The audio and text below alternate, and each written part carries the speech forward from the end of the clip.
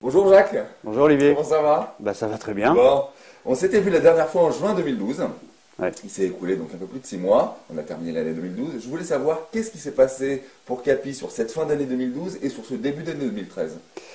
Bah, écoutez, il s'est passé plein de choses parce que on vient de terminer l'année et même si les chiffres ne sont pas totalement arrêtés, on aura une année plutôt favorable. D'accord. Puisqu'on devrait terminer en chiffre d'affaires à un peu plus de 12% je dirais, d'évolution et de l'ordre de plus de 1000 ventes réalisées par rapport à 2011. Donc c'est une année plutôt admirable, dans le sens où on sait que le marché, lui, a quand même été difficile avec... on attend moins 20, moins 25% d'activité sur l'année. Donc on est plutôt satisfait en matière d'activité. C'est ce que je disais dans le lancement, toi et ton groupe bien entendu, vous tirez plutôt votre épingle du jeu là-dedans.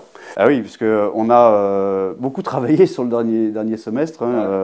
La première chose, ça concerne les produits. D'accord. On a lancé l'activité viager aujourd'hui. On est en train de développer de manière plus importante toute l'activité du neuf, avec la mise en place d'un nouveau partenariat capitalistique d'ailleurs avec la société Immobilier Neuf. Donc vraiment une envie de prendre des parts de marché sur le neuf. Et puis également sur le commerce et l'entreprise, où on a recruté un directeur entreprise qui doit nous aider donc à développer cette activité, cette spécialité sur tous les secteurs. C'est aussi la mise en place de la location-gestion. Qui devrait démarrer au cours du premier semestre. Vous faisiez ça quand même. Oui, mais très peu. Donc là, on va vraiment accélérer notre présence sur la location-gestion, en partenariat là aussi avec une personne que je citerai le moment venu. Et enfin, la mise en place du mandat électronique sur lequel nous travaillons et qui devrait être également livré au cours du premier trimestre de cette année. Sur le plan de la diffusion, on a encore développé des partenariats diffuseurs avec, à titre d'exemple, la mise en place de partenariats avec 30 portails étrangers. Donc ça veut dire que nos annonces, plus de 10 000 annonces sur nos 35 000 dans l'ancien et 10 000 dans le neuf seront diffusées dans 30 pays à partir du début février. C'est ça, donc on va capter les étrangers qui veulent acheter en France.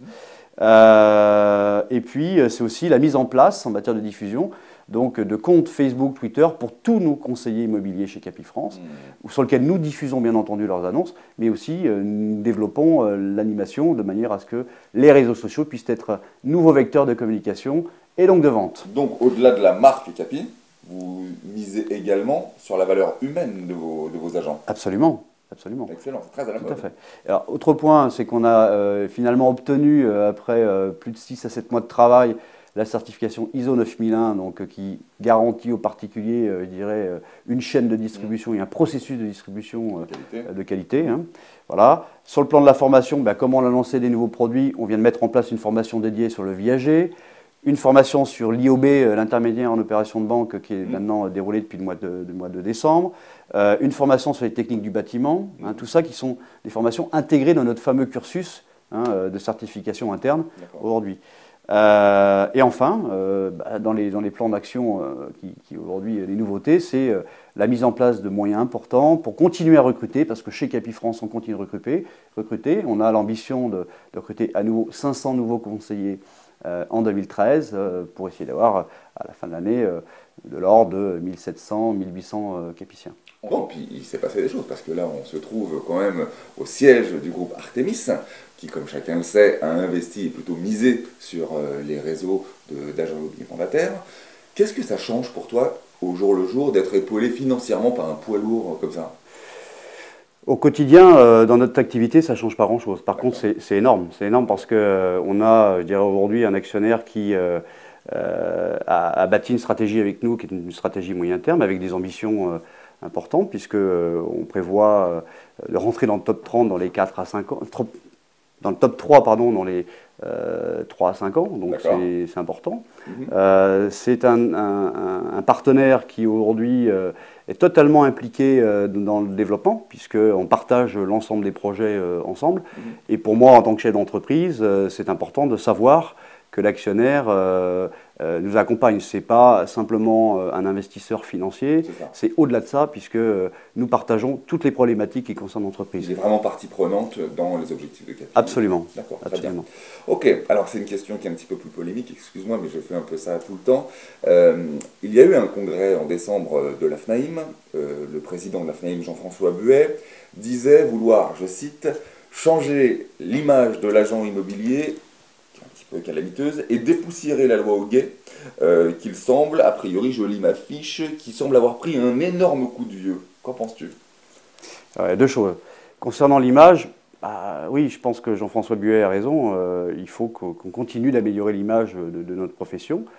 Je dis quand même au passage que cette image s'améliore régulièrement, hein, puisque les sondages qui sont faits par les uns et les autres montrent que globalement on est mieux ressenti qu'il y a quelques années de la part du grand public. Mais je conviens volontiers qu'il y a encore beaucoup de travail à réaliser. Et ça passe d'abord, à mon avis, par l'augmentation du professionnalisme des professionnels de l'immobilier, hein, à mon avis. Donc de la formation, hein, en l'occurrence, sur lequel on reviendra. Concernant la Hoguet, oui, il faut aussi la dépoussiérer. Il ne faut pas oublier que c'est une loi qui date de plus de 40 ans aujourd'hui, hein, et qu'elle n'est forcément plus adaptée, pas totalement adaptée, je dirais, à toutes les évolutions qu'on a pu connaître. Je pense simplement à l'ère de l'Internet. Hein, depuis 10 ans, plus de 10 ans, 12 ans maintenant, on pratique beaucoup d'activités immobilières par le biais de l'Internet, et les réseaux mandataires en sont la preuve, et que cette loi devient de moins en moins pratique. Hein. Je prends un exemple simple, il s'agit du mandat, la prise de mandat. Nous travaillons actuellement au développement de la mise en œuvre du mandat électronique. Clairement, aujourd'hui, cette loi n'a pas prévu ce cas de figure. Donc il y a des choses de ce type à réformer. Force de proposition là-dessus, vous, Capy Alors absolument, puisque on devrait être prêt très prochainement. Et évidemment, il faudra qu'on puisse faire force de loi pour pouvoir rendre légale la prise de mandat électronique. Donc pour que les amis comprennent bien, concrètement, un mandat électronique, ça serait quoi? Ça serait, on envoie par email avec une signature électronique un mandat à un client, qui le re-signe et qui renvoie, c'est ça? On ne l'envoie pas. On fait la prise de mandat à domicile avec un iPad, tout simplement, ainsi que tout autre document. Hein, donc c'est un exemple, voilà. Et donc le client contresigne justement en validant. Absolument. D'accord. Okay, simplicité, d'accord. Très bien. Puisqu'on est dans la politique, on va y rester quelques secondes encore.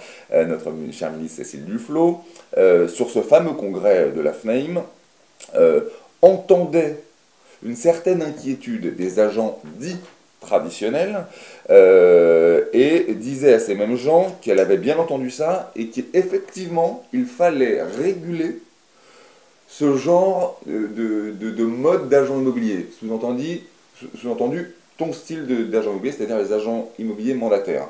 Qu'est-ce que tu as à répondre à ça? De quoi ils s'inquiètent? Alors déjà d'une, je pense qu'il faudrait poser les questions à Madame la Ministre pour savoir de quoi elle entend réguler. Par contre, moi, je vois quand même quelques points. Si on parle de régulation, des réseaux mandataires, mais j'ai envie de dire des réseaux en général. Le premier point, c'est la formation. Aujourd'hui, effectivement, en dehors du statut de l'agent immobilier, rien ne contraint les salariés et ou les agents mandataires en matière de formation. Pour moi, et c'est d'ailleurs la démarche qu'on a engagée chez Capifrance, il faudrait rendre obligatoire une formation minimale pour pouvoir exercer ce métier. Qu'on soit salarié dans une agence immobilière, d'une part, ou agent mandataire indépendant dans une agence immobilière ou un réseau mandataire. Donc tu te trouves sur la même ligne que Jean-François Buet? Absolument, on est entièrement en phase. Il faut vraiment qu'on mette en place une réglementation qui impose ces formations minimales pour exercer ce métier. C'est un minimum. Alors chez Capy, nous, on n'a pas attendu, on a déjà mis en place tout un cursus de formation. C'est 168 heures de formation la première année, qui se déroule en 3 niveaux, avec des passages EQCM, donc qui permettent de certifier, même si c'est une certification interne pour l'heure, mais on est tout à fait ouvert et volontaire pour mettre une certification externe. D'accord, ok. Il y a un deuxième sujet qu'on peut aussi en matière de régulation, c'est de garantir la souscription obligatoire d'une responsabilité civile professionnelle, et là je parle pour l'agent mandataire. Aujourd'hui c'est le cas chez Capifrance, puisque nous obligeons tous nos agents mandataires à être assurés, hein, même si nous le sommes bien entendu. Je ne suis pas certain que ce soit le cas dans toutes les agences en France. Hein. D'accord. Mais justement, et pardonne-moi, je vais te titiller un peu, mais c'est souvent ce qu'on vous oppose chez les réseaux d'agents immobiliers mandataires, c'est qu'on dit souvent, ces gens-là ne sont pas formés, ces gens-là sont catastrophiques pour la profession, ils sont un peu éparpillés en France, il y a zéro garantie régionale, puisque le siège social se trouve parfois à des centaines de kilomètres. Donc ça, c'est ce qu'on entend aujourd'hui tout le temps. La vérité... Moi, je le sais un petit peu, mais c'est pas ça. C'est effectivement, je crois que vous œuvrez sur le côté un peu régionalisation de vos agents.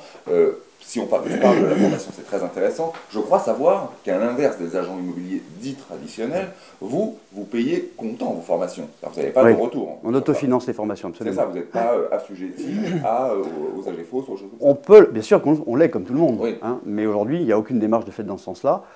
Jusqu'à présent, on a toujours autofinancé les formations que nous proposons à l'ensemble des réseaux, des agents mandataires. Hein. Voilà. On va venir sur la partie statut, parce que quelque part, dans ce que tu évoques là, c'est la remise en cause du statut d'agent mandataire ou d'agent commercial. Ah bah oui, c'est ce que j'allais te dire. Là, en ce moment, vous êtes clairement dans le collimateur des agents immobiliers traditionnels, et en fait, tout simplement sur ce statut. Alors moi, c'est quelque chose que je ne comprends pas. Pourquoi? Parce que, d'une part, je considère que ce statut, c'est un statut qui est totalement respectable, honorable, et j'ai envie de dire qu'aujourd'hui, c'est un statut qui permet la flexibilité. Dans le contexte de crise qu'est le nôtre, je pense qu'effectivement, c'est un statut tout à fait adapté à l'exercice de notre métier. J'en veux pour preuve d'ailleurs, je lisais hier dans le journal de l'agence, Jean-François Buet, qui précisait qu'effectivement, il conseillait d'ailleurs aux agents immobiliers de réembaucher des agents commerciaux ou des agents... Sous tutelle d'une agence. Voilà, sous tutelle d'une agence. D'ailleurs, il faut aussi dire les choses. Il semblerait que près de 60% des agences traditionnelles et ou franchisées ont au sein de leurs agences des agents commerciaux indépendants. Donc, voilà. Donc c'est pour ça que je suis un peu surpris d'entendre qu'on est dans le collimateur, d'autant que dans la profession, c'est quand même la majorité des commerciaux qui vivent sous ce statut. Bon. Alors, ce qu'on nous reproche, c'est effectivement des agents mandataires à grande distance, ou à très grande distance, même. Bon. Qu'est-ce que ça veut dire? Moi, je raisonne tout simplement. C'est quoi la demande du consommateur aujourd'hui? Qu'est-ce qu'attend un consommateur, qu'est-ce qu'attend un particulier qui souhaitait acquérir un bien immobilier? Il attend du sérieux, il attend du professionnalisme, il attend de la sécurisation, d'accord?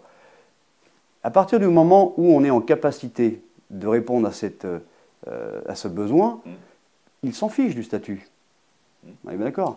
Bon, donc à partir du moment où on est, je dirais, professionnel et qu'on met tout, je dirais, à disposition des commerciaux pour pouvoir exercer convenablement leur métier, peu importe qu'ils soient loin ou pas de son agence, oui, le type ça ne garantit rien. Voilà. Alors, j'entends qu'effectivement, on travaille sur une carte et nos commerciaux disposent d'attestation préfectorale. Chez Capi, et dans les grands réseaux mandataires aujourd'hui en France, on a tous ces pratiques-là. La première des choses, c'est qu'on forme tous nos commerciaux. Premier point. Tous nos commerciaux disposent de l'attestation préfectorale pour exercer leur métier. D'accord.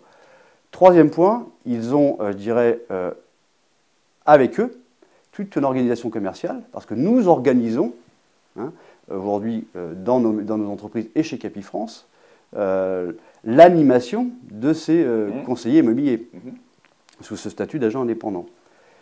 On a mis en place concrètement chez Capi France 5 directions régionales, 80 coachs et récemment des tuteurs de proximité de manière à ne pas laisser le conseiller seul en cas de difficulté ou problème particulier. Et surtout, on a une structure au siège de 76 collaborateurs avec différents services qui sont amenés à contrôler l'ensemble des opérations. Un service mandat qui contrôle tous les mandats, un service juridique qui contrôle tous les compromis avant envoi au notaire, et enfin, je veux dire que toutes les opérations, aujourd'hui, et je pense aux compromis, sont signées devant notaire. Voilà. Donc, on donne une certaine garantie, pour pas dire une véritable garantie au particulier, dans le traitement de son opération.